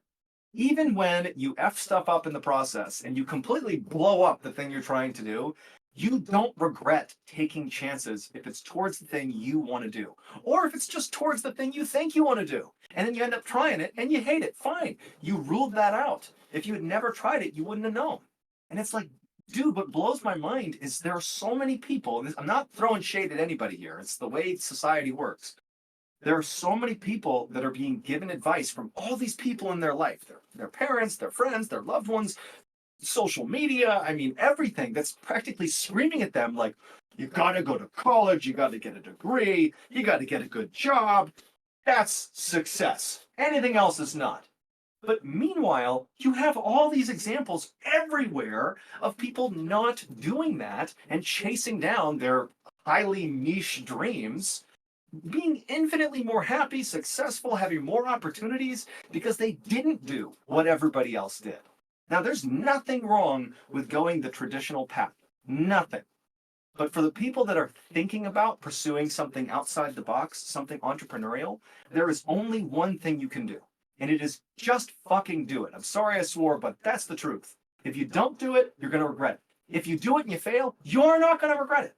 When I took the stage last year to do my live event in front of 1,300 people, I was terrified. coming into that, I was like, my career is literally online because I'm like this big storyteller. And if I go up there and fail, if I freeze up or if I botch a story on my first live performance, don't you think that sets me up for a lot of criticism about, oh, he must just edit his videos a certain way. He can't do it live. He's not really a storyteller. It's going through my head. Guess what I still did? I took the stage. Guess how it went? Really well. I wouldn't have known unless I was willing to take the risk. So if you're thinking about doing something, just do it. Who cares what happens? If it goes horribly, who cares? Regret is the worst thing. You don't want regret. Take the chance in your life. I have taken several enormous bets that could have gone horribly in my life. And it's only because I was willing to take them that they paid off. So many people had opportunities to take risks that didn't, and they spent the rest of their lives convincing themselves why it was the right decision not to take that risk. But then at some point, you run out of the opportunity to take that risk. You have passed the opportunity, and now it's too late. And those are the people that turn around and say to the younger generation, don't do what I did, take that chance, take that risk, because you're going to regret it if you don't. So for anybody thinking about doing something outside of the box, don't listen to 99.9% of the people around you, because they're not doing anything entrepreneurial. You got to be your own person and seek out the thing you want to do all on your own in order to be successful, in order to be fulfilled. So just do it. Like, just do it. Don't take other people's advice. Well, take mine, but don't take anybody else's advice, and just do it. Boom. That's knowledge right there, dude. I think it's a wrap. Sweet. Woo. So hey, Drew, do you want to step in now and close the chapter here? Because I feel like I didn't prep myself for how I would end this as well as I should have. So if he jumps in, it'll kill our screen share. So Okay. I'm here. There's that it'll kill the screen share. So I'm going to make sure I say my piece. Thank you all so much for being here for this Ballentine's Day. It's always a pleasure getting to spend it with you all. And can I tease the thing we're doing towards the end of the year that's comparable to this? Totally. So I'm not going to make the official announcement right now, but take this as a pretty close to official announcement. There might be a Strange, Dark, and Mysterious tour at the end of this year that you might want to keep an eye out for in terms of dates, locations, tickets, that kind of thing. Just saying, it might happen. Might not. We'll see. We'll see. Probably will. So definitely keep your eye out for that. But seriously, thank you all so much for making this event so much fun, for being fans of the Strange, Dark, and Mysterious. Again, thank you to the mods and the founders and the event teams and the community helpers and all you other fans of the Strange, Dark, and Mysterious. I love you all so much. Happy Ballentine's Day, and go to shopmrballin.com, get your Ballentine's Day merch, and go check out the Mr. Ballin podcast. It's available everywhere for free. Once again, as of this weekend, go check it out. Over to you, Drew. Thank you very much. Happy Ballentine's Day. I hope my exit is happening. Otherwise, I'm just awkwardly standing here. Okay. I just kicked Mr. Ballin off the stage. What an amazing show. Can everyone hear me okay? I got a few things I want to talk to you about and a few things that we can do together. Everyone hear me okay? Hi, everybody. Awesome. Well, thank you guys so much for coming out tonight. We are not done. If you set some time aside this evening to hang out with the community, we've got a few things lined up that we can get into for a little after party. But I wanted to break down what this place is. If you noticed throughout this event, you might have been chatting, you might have been dropping some gifts, some emotes, some stickers. If you have access to stickers, which I'm sure you do, you've got the Ballentine sticker that you can share here on Discord. You have been leveling up. So have you all been noticed that you have been getting notifications for new levels in the leveling system? Once we unlock the rest of the server, based off of your level on the server, you gain more access to more of the community. You get more roles, you get higher role icons in the server. And today, we had our first community member who received a follow back from Mr. Ballin himself on Instagram for reaching level 75, which is amazing. So that was really exciting to see. We've got some amazing dedicated members hanging out with us every day. So that was really, really special. But what I would love for you guys all to do, if you haven't yet, Introduce yourself. There's an intros channel on the server where you can go introduce yourself and share things about you. Let us know more about how you found Mr. Ballin, what brought you out to this community. And then the second thing, I want to share my screen here. Well, one second, I'm going to come back on stage. I want to share my, oh, I can't, it won't let me share my screen. I'm not sure why it won't let me share my screen, but what I'm going to do is I'm going to pause the chat for a second, and we are going to, I'm going to drop a link to where you can go shop all of the amazing merch that drop today. So what we're going to do is we're going to pause the chat for 1 second, and if you have access to the links, please start sharing them in the chat. But I want to direct everyone to where the merch is available for an exclusive period of time. And so right now the chat is paused, and I'm dropping a link in the chat. Show some love to this, guys. If you haven't explored this yet, this is where you can go buy all of the exclusive merch that just dropped today for the event. And this is going to be up until the 21st. I wish I could share my screen with you guys and show you what we have going on here, but it's all such amazing designs. I'm going to be grabbing 2 hoodies because we've got 2 hoodies that have 2 different designs on them. One being this, and the second one representing this sticker as well. Let's see here. Let me find the best way that I can share my screen with you all. Oh, here we go. It'll let me do it. Amazing. Check us out, everybody. I'm going live. We are live. Here is the shop. So this is where you can go shop. I shared that link in chat. We've got a few things available for purchase right now. Limited quantity. So I'm going to back this up real quick and show you the few items that are new products that just dropped today. We've got an amazing Skeleton Hands sweatshirt. We also have one of 2 different hoodies that you can purchase just to celebrate the community. This is an annual celebration of you all for coming out, for being here. These are so comfortable. This is one of my favorites right here. And then we also have 2 different kinds of t-shirts on top of everything else that the store has. So this is your first time seeing the store. There are a handful of things that you can explore through apparel and then accessories. But look, we're just talking about, oh wait, here's the pin. I need to get the pin. I don't have the pin. I saw someone in chat ask the question, be like, how much would it take to get version 1 of the pin? I think that's so funny, which is we're going to have to figure out a way to get Mr. Ballin to send us his first pin. All right, I'm opening up the chat now to you all. So if you have questions about the merch, feel free to drop it in chat so I can answer anything that you guys might have. Let me know if you guys picked anything up. Let me know what you picked up. Because after the merch is delivered, we actually have a place on the server that you can share photos of what you purchased, which is amazing. And so we have a handful of different community members that have been posting in the merch gallery channel. And if you go into that, you can see just even there's some dogs in here rocking some stuff, which is so funny. But there's a handful of pins and a variety of things. But yeah, this is the pin. I'm gonna go back here and show this one more time, just so there's no confusion. My goal here is just to make this as easy as possible for everyone here. So this is the storefront. Are there any questions that I can help here before I move on to something else? I don't see any questions. Here we go. Will you make any Seagull Lung merch? I'm not in charge of what comes onto this website, but my goal here is just to help you navigate it so you guys are, you have all the answers. But yeah, the website name is right here. I'm going to drop it in chat one more time. Okay, amazing. And now here, I saw Lily comment this earlier, guys. Did you guys love having the community together tonight? I hope you did as much as I did. We do these every week where we have different community members come together and watch different kinds of content. I saw a question about international shipping. We do. Go check out the store. It'll have more details and information about it. But look, this is my favorite thing to do, is to bring everyone together to experience different things that we have on the server and within the community.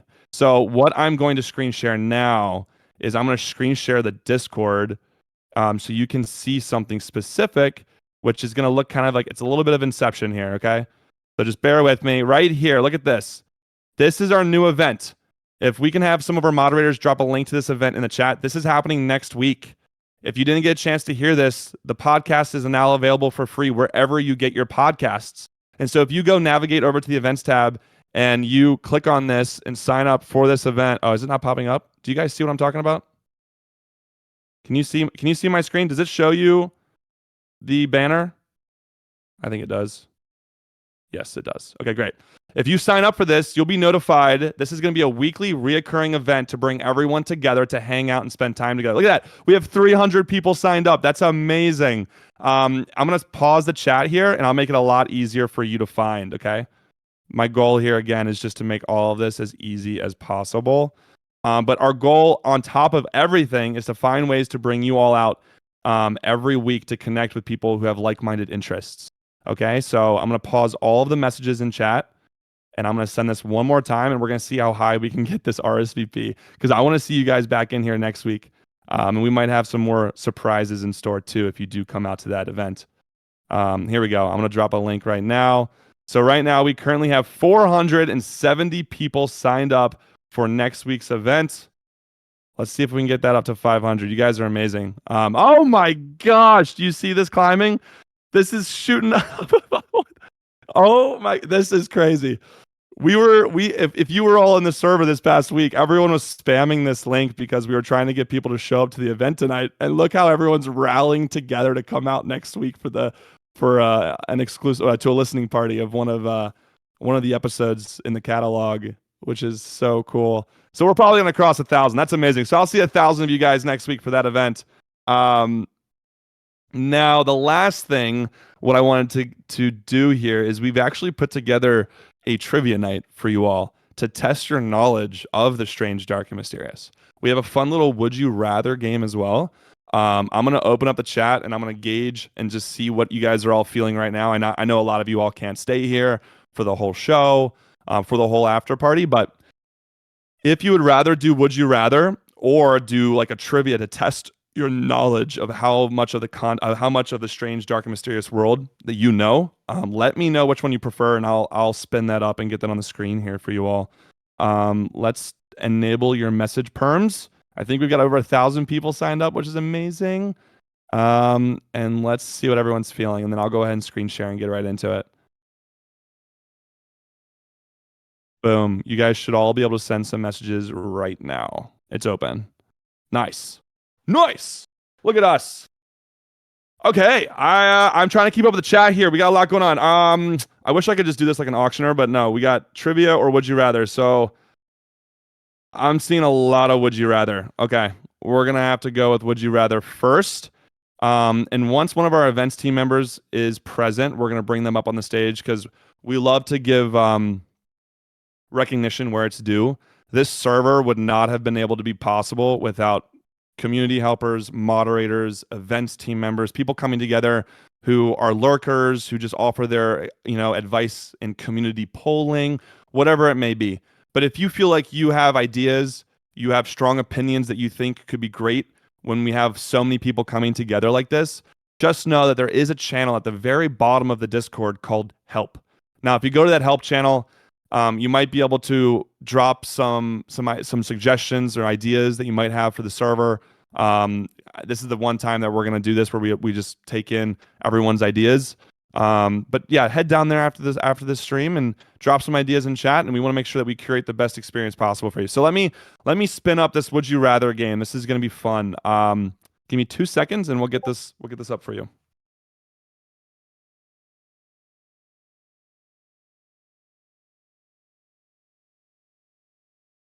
Okay. Now I got to find a way to present this so you guys don't see what's coming next. Boom. Okay, here we go. Now just don't mind the graphics, please. We've done our best here to create an experience for you. Okay, so this is screen 2. Should be good. Do you guys see my screen? Would you rather for the Ballentine's Day 2024 event? Can you guys all see this? All right, so there's no right answers here, right? This is just how we get to know you. Like, who is in the audience? How, what interests you? What are you scared of? So as we go through this, think through it about just you and what sounds better, okay? So let's go over to the next slide. Boom.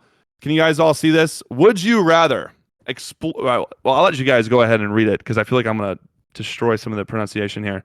But we have, is it Nahanni Valley, the Valley of the Headless Men for a week, or camp with a stalker in Bell's Canyon for a week? Now we do have some events team members that put this together. They're going to be joining us here in a few seconds. Everyone's got lives outside of the community here, so they'll be jumping back on here with us in a few seconds. So I see actually a lot of Bell's Canyon. How do you get to Bell's Canyon? I feel like if you keep asking that question, the answer will will reveal itself. Okay, let's move to another one. Would you rather? Now this is where something I can relate to. Would you rather go cave exploring or cave diving? Would you rather go cave exploring or cave diving? I don't think a single person has put cave diving down in chat, actually, which is so interesting because to me, honestly, I would never go cave exploring. For some reason, for me, I feel like cave exploring opens up so many possibilities of getting lost and turned around. But for cave diving, for some reason, I feel like it's a little bit easier to navigate and get yourself out. I don't know. Am I crazy? I might be crazy. Here's another one. Would you rather be stranded on an island with a Komodo dragon or a giant coconut crab? None of them. Get me off the island. I feel like people are still saying Bell's Canyon. What's going on? Guys, we're on an island right now. We're on the island. We're not in Bell's Canyon anymore. What are we doing? Okay, here we go. Would you rather be stuck on a deserted island like the survivors in Mr. Ballen's podcast, The Island Has a Dark Secret, or lost in the wilderness like the family in Mr. Ballen's Vacations from Hell?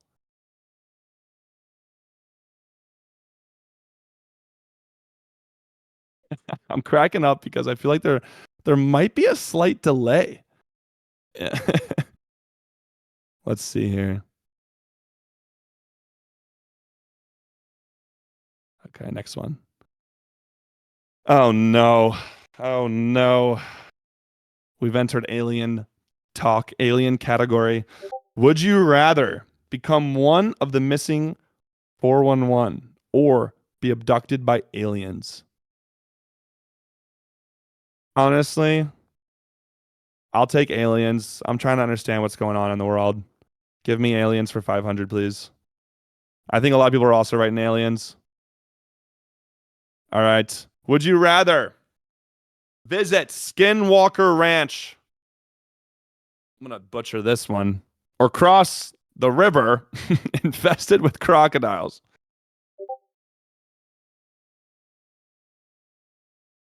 I still can't believe how many people signed up for our event next week. It's amazing. 1,100 people.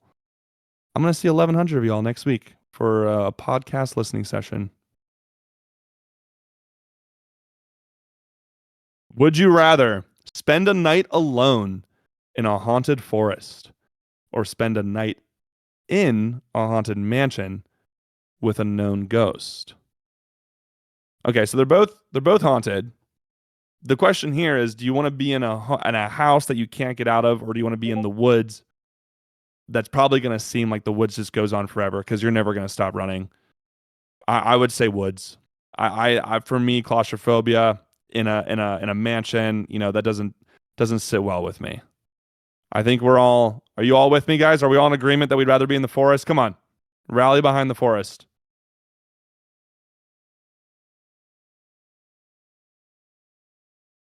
It's getting a lot of no.